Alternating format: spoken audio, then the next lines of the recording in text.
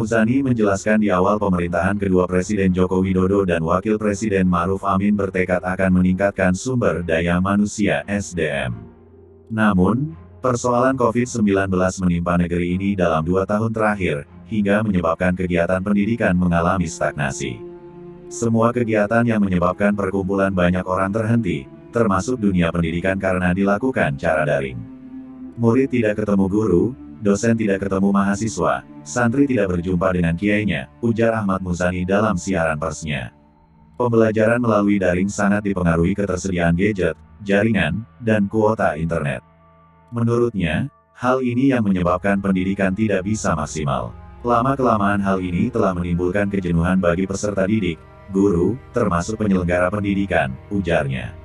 Menurut dia, kualitas SDM pada akhirnya tidak seperti yang diharapkan karena dihasilkan dari suatu proses pendidikan yang kurang sempurna. Apalagi, proses pendidikan ini tidak menjangkau keseluruhan anak didik dan wilayah Indonesia. Sebab, sarana dan prasarana kegiatan belajar dengan cara online ternyata belum cukup merata. Lebih lanjut Muzani yang juga Sekjen Partai Gerindra menyambut baik rencana pengangkatan 1 juta guru honorer menjadi PPPK. Menurutnya, kebijakan ini dapat memberikan kepastian para guru honorer dalam menjalankan profesinya yang telah digeluti selama bertahun-tahun bahkan ada yang sampai puluhan tahun. Namun, katanya, lagi-lagi persoalan administrasi dan tes penyaringan menjadi kendala bagi para guru honorer untuk menjadi PPPK. Oleh sebab itu, Ketua Fraksi Partai Gerindra di DPR ini mengusulkan agar guru honorer yang telah mengabdi bertahun-tahun sampai puluhan tahun, seharusnya tidak perlu. Menjadi problem dan masalah serius.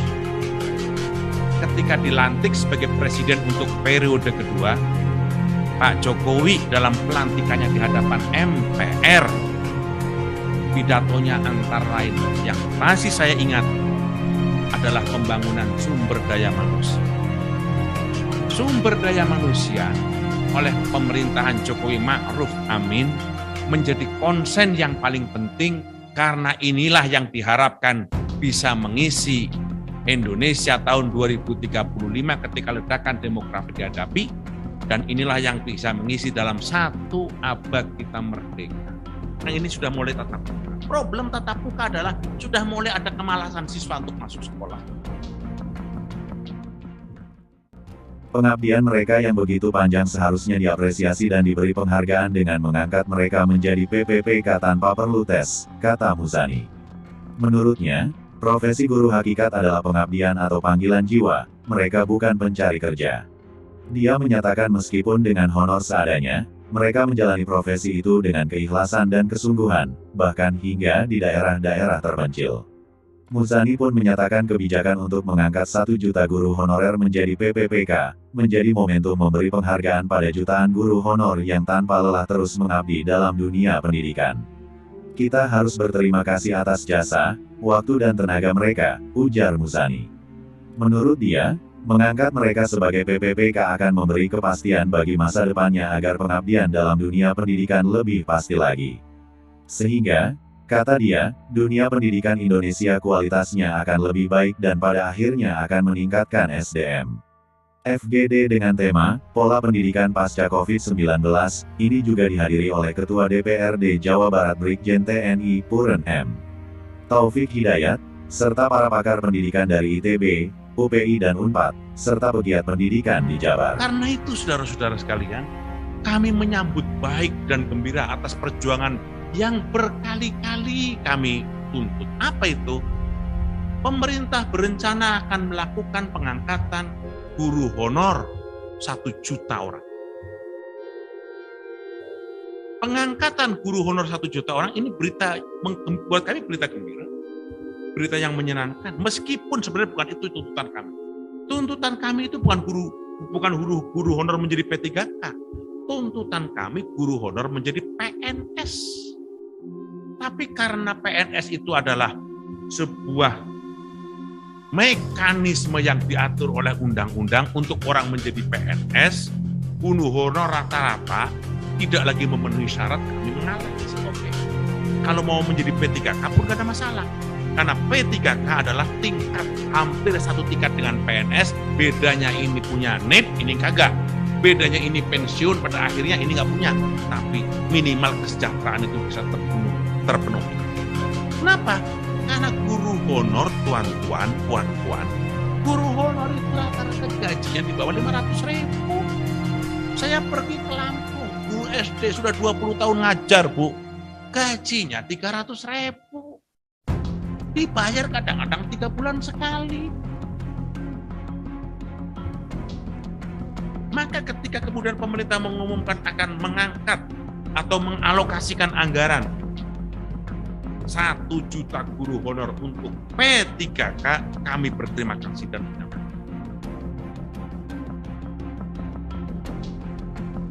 Masalahnya, ternyata proses untuk menjadi P3K ini, perjanjian pengangkatan, apa sih P3K itu?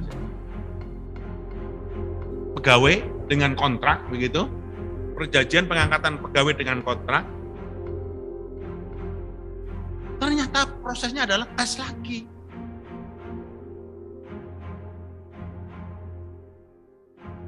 Ini problem. Itu problem tetap. Maka kami minta dengan hormat. Pengangkatan guru honor dengan sistem, dengan tingkat P3K, bagi guru honor sebaiknya tidak perlu tes.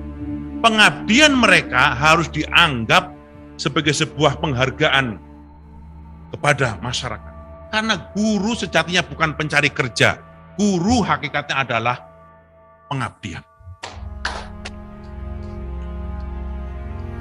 Saya bisa seperti ini karena guru. Jenderal Taufik bisa begini karena guru. Dr. Sodik bisa begini karena guru. Tuan-tuan dan puan-puan bisa begini pun karena guru. Di antara banyak profesi di Indonesia, banyak profesi yang sampai pensiun, kita sampai sekarang sudah tua, kalau ketemu guru, manggilnya tetap guru. Itu kebanggaan seorang guru. Dan kebanggaan seorang guru bukan gajinya gede, bukan. Kebanggaan seorang guru adalah ketika dia ketemu dengan bekas muridnya, bekas anak didiknya, melampaui posisi gurunya. Itu kebanggaan guru yang tidak bisa ditukar dengan apapun. Saya kira ibu dan bapak mengalami bagaimana kalau tuan-tuan dan puan-puan ketemu bekas mahasiswanya, bekas muridnya, sekarang jadi bupati, kepala dinas, jadi anggota DPR, jadi pengusaha, jadi seorang ulama, jadi segala macam. Itu sebabnya kami meminta jadi PN, tenaga honor jadi PNS. Tapi karena ini masih ada problem undang-undang, oke, jadi P3K. Kami pun berterima kasih. Tapi ternyata tes. Apa iya? Apa tidak mungkin pengabdian para guru honor yang berpuluh-puluh tahun mencerdaskan kehidupan bangsa tidak bisa diapresiasi dengan pengangkatan dia sebagai tenaga P3K? Tanpa P3K pun dia pasti akan memberikan pengabdian kepada dunia pendidikan. Diangkat atau tidak diangkat menjadi PNS, dia pasti akan mengabdi kepada pendidikan. Diangkat atau tidak diangkat dia sebagai tenaga P3K, pasti akan memberi pengabdian karena itu adalah panggilan jiwa. Dia bukan pencari kerja. Maka saudara-saudara sekalian, dari 1 juta yang ditargetkan, sekarang yang daftar baru 550.000. Karena ada keraguan. Maksud kami, kenapa kami dorong ini? Ini supaya 1 step selesai. Karena problem pendidikan itu kayak telur sama ayam, mana dulu yang perlu diselesaikan? Ada problem penyelenggara pendidikan, ada problem guru, ada problem murid, ada problem orang tua, ada problem lingkungan. Maksud saya dengan begini, satu-satu kita selesaikan. Bahwa itu belum menyelesaikan dengan pengangkatan misalnya 1 juta tenaga honor, guru honor menjadi P3K pun belum menyelesaikan. Karena ada problem lain. Tapi ini minimal dari sekian banyak rangkaian prioritas dan skala prioritas, kita sudah mulai mencicil. Saudara-saudara sekalian, anggaran yang disediakan oleh pemerintah, ini problem yang kedua untuk tenaga honor. Tahun 2022 adalah 19,4 triliun. Sudah kita hitung, 19,4 triliun ternyata hanya cukup dipakai untuk membayar gaji pokok guru honor. Artinya apa? Tunjangan dan seterusnya belum terbudgetkan di sini. Itu ternyata ada ketakutan dari pemerintah daerah. Kalau guru honor diangkat menjadi P3K, pemerintah pusat hanya akan gaji pokoknya saja. Tunjangannya tanggungan siapa? Kalau sudah menjadi P3K nggak bisa, itu kewajiban negara. Tunjangannya dikhawatirkan menjadi tanggungan APBD. Dan itu semua akhirnya berita ini pun tidak cukup mengembirakan bagi banyak pemerintah daerah karena beban. Saudara-saudara sekalian yang saya hormati, kami merasa optimis masa depan Indonesia akan jauh, menyebabkan kami yakin Indonesia dalam 1 abad yang akan datang, dalam 1 abad merdeka akan baik, akan lebih. Meskipun kecarut marutan ini kita tahu bersama. Pendidik anggaran kurang, kesejahteraan kurang, sistem berubah-ubah, dan seterusnya. Tapi kebersamaan inilah yang tidak bisa ditawar-tawar dari sejarah kita berbangsa.